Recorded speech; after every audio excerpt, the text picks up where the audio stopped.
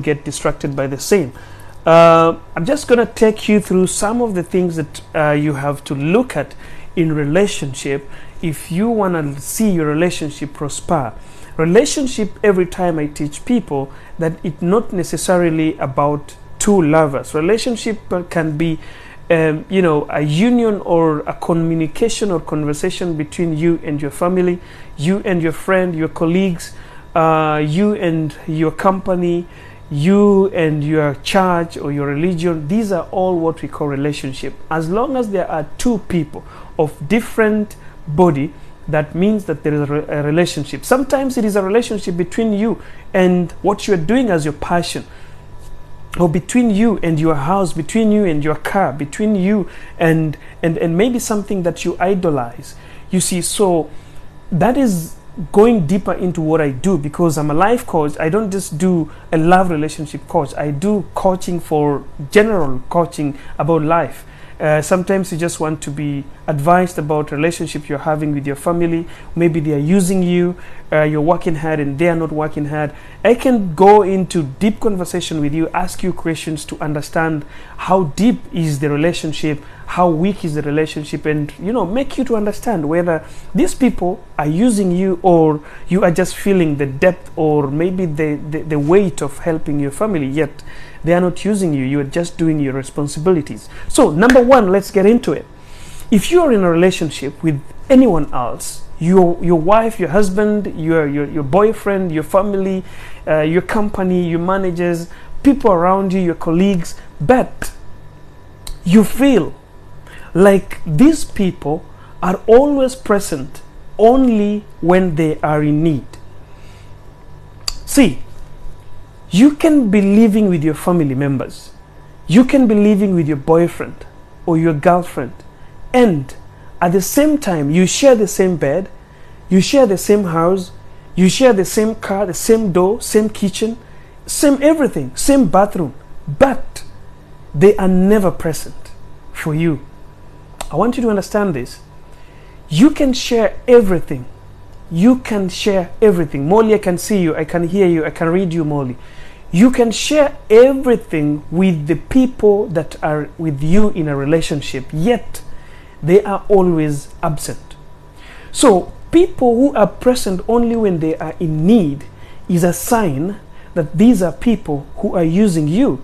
So somebody would be asking me, so John, you're saying that I'm with this person in the house. We share the same bathroom. We eat together. In fact, we share the same plates while we are eating. Why are they absent? Why are you telling me that they are not present?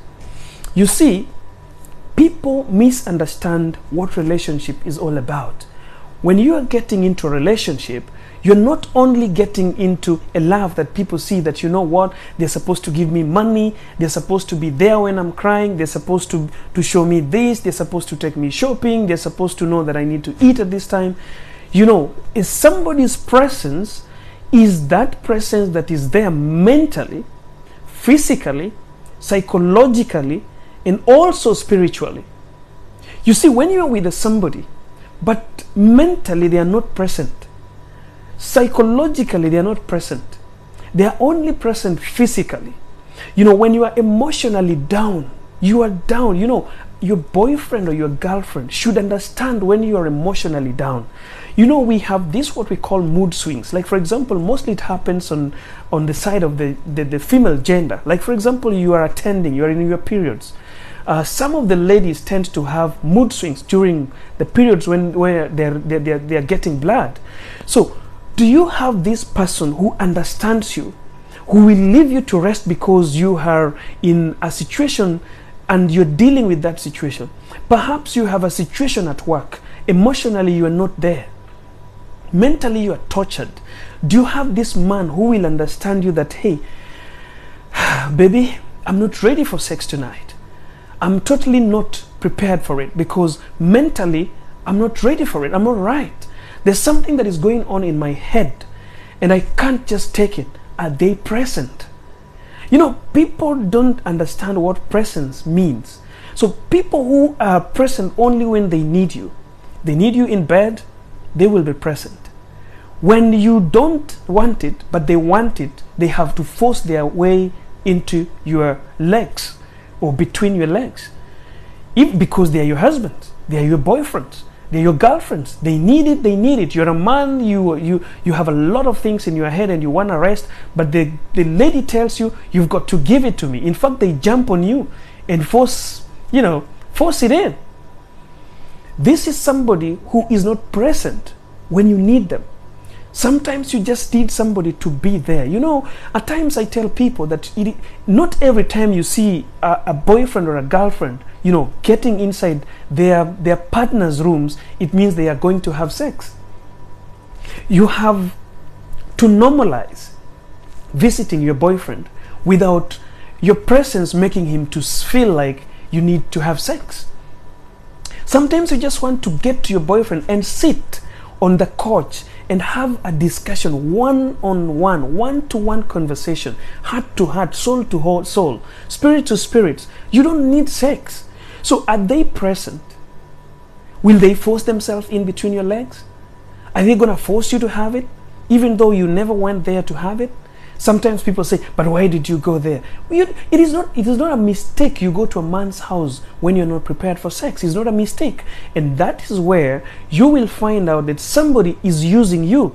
When they're using you, they will try to get what they want and not understand your situation. They will not listen to what you want. They will not take care of your feelings, your desires. They will be always about me. You came, you have to give it to me. I am your boyfriend, I need it. Where do you think I can get it? Come on, buddy. I am your girlfriend, I need it. Where am I supposed to get it? No. Somebody has to be present when you need them. You need them spiritually, they have to be present. You need them physically, they have to be present. You need them emotionally, they have to be present. If they are not in any way that I've mentioned, they are trying to use you in disguise of this relationship of being your boyfriend or your girlfriend. Number two, when you are in love with somebody who doesn't keep promises, people will come into your life, baddies. And I was a victim of this, and I also victimized somebody or some people a long time ago when I was getting into these relationships. In fact, guys, I have a scratch in my hand or on my back of my hand that happened when I made a promise. Guys, I hope you're not gonna laugh about this. When I was in high school, when I had this woman that I really loved, I don't know whether we were in love or it was infatuation, because that time we didn't know. We were just writing letters and drawing flowers and dedicating songs and all that. So we went into this deep relationship. Let me not call it love, because I don't know whether it was love. So it was so deep that we had to promise each other that we will marry each other. And with this promise, we had to bite each other's hand, the back of our hand. So this sign is still here. The scratch or maybe the bite is still on my hand, up to date. So you can see some of the crazy things men and women do outside there. And you see, this was a promise that was made, but I never kept it. She did the same. She never kept that promise. So I want to tell you something. And that has always, it really interfered with our lives after that time, until when I came to realize that there was this covenant that I created with a woman long time ago that I didn't, cut. I didn't tear it. After, getting into this coaching thing and learning so many things, and I realized that, those things, promises that you made when you were so naive, you were in primary school, you were in secondary school, you already married. Some of us are here telling us that they are single, but they got married in primary school. They tied knots in high school. They tied knots in colleges without knowing that you're tying these knots. There are some promises that we just make without understanding that promises are what we call a covenant. A covenant is a binding stamp that if you don't break it, it can follow you to your grave. So some of us are here with promises that were not kept. And those promises are still what is making you not to find love, because you made a promise, you got married to a certain man or woman without knowing you're getting married to them. And that's why you're getting yourself into this. So that's why you need to understand that people who don't keep promises. You have to be very careful. Keeping promises. Now, I went into a bigger promise, but now I want to make you understand how you can know that this guy is somebody who doesn't keep promises. Don't look for big thing. He promised me or she promised me to buy a car. She promised to come to my birthday party. He promised to, do this, do that. No. Somebody who tells you that we will meet tomorrow and they don't show up.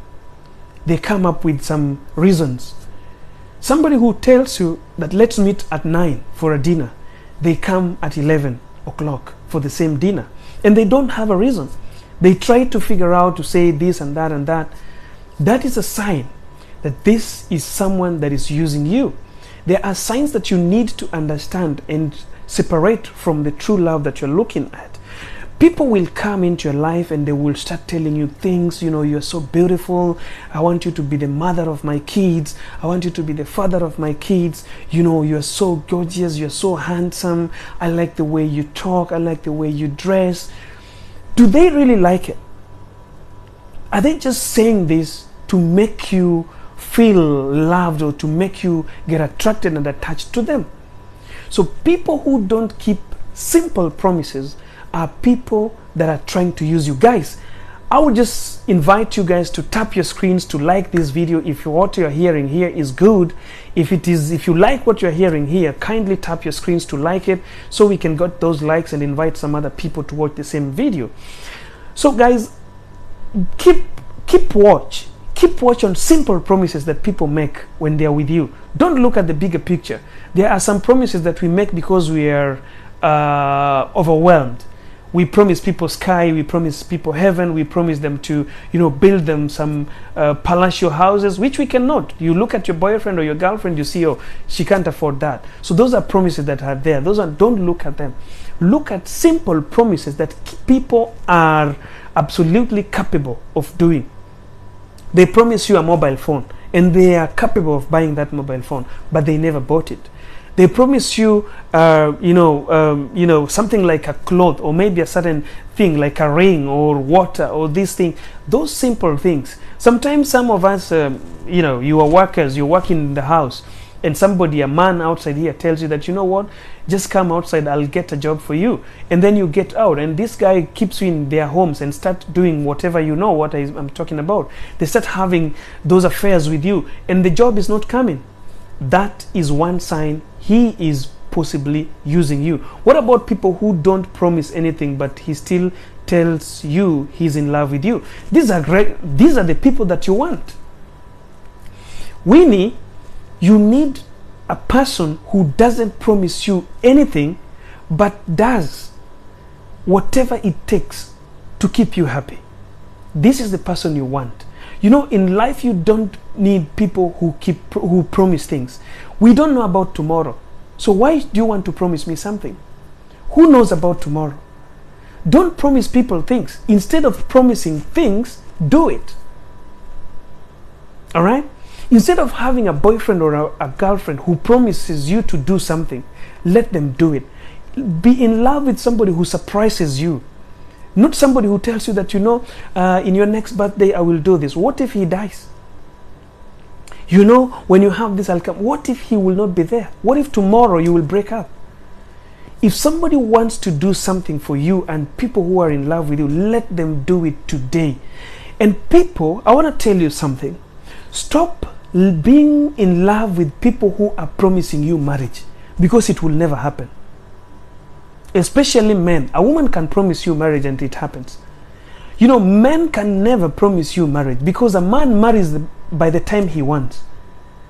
So a man who promises you that, I'm getting into this relationship because, I've dated so many women, I'm tired already, so I just want a woman who I can marry. When a man approaches you with that kind of words, those lyrics, tell them this simple word. If you have been there, you have done this and that and that, go get the women and men or those other ladies that you were using before, because why were you using them? And now you're coming to me. If you are tired, go and take one of them and make them your wife. A man doesn't promise marriage. A man marries a woman they want. at the time they want. When a man is ready for marriage, they will never promise you. They will come with a ring and put it in your hands or in your fingers. So a man who keeps on promising you, and the same goes to women. Women who keep on promising you, I will do this, I will do that. Why can they do it now? And the best way to love somebody, stop promising people things, because you don't know about tomorrow. Sometimes you already know that, okay, I'm going to get this salary, that's why I have to promise them about this. Don't promise them. Get the money, go buy whatever you want to buy them, and surprise them. How great is it to surprise somebody from nowhere? You have told them you will do it. They're waiting, they're expecting. That is not going to add something into that love. Love is spiced by surprises. Surprise your man. Surprise your woman. Don't tell them what you want to do to them, because the more you promise things, the more you put weight on yourself, because they will expect your promises. Sometimes you have promised, and then by the time you get your money, your mother is sick. You had promised them a car. Your mother is sick in the hospital. They want something like 500,000 Kenya shillings, 500,000. So you have to go back again to tell them that, you know, I had promised you this, but now my mother. This is not love, because love is a sacrifice. So if your mother is sick and you had promised me to buy me this, you have to buy it, because that is what love is. You have to get money from elsewhere to pay your mom's bill and buy me what you had promised me. That's why I'm being harsh on this point, because I'm trying to tell you, stop promising people things. Surprise people when you are comfortable.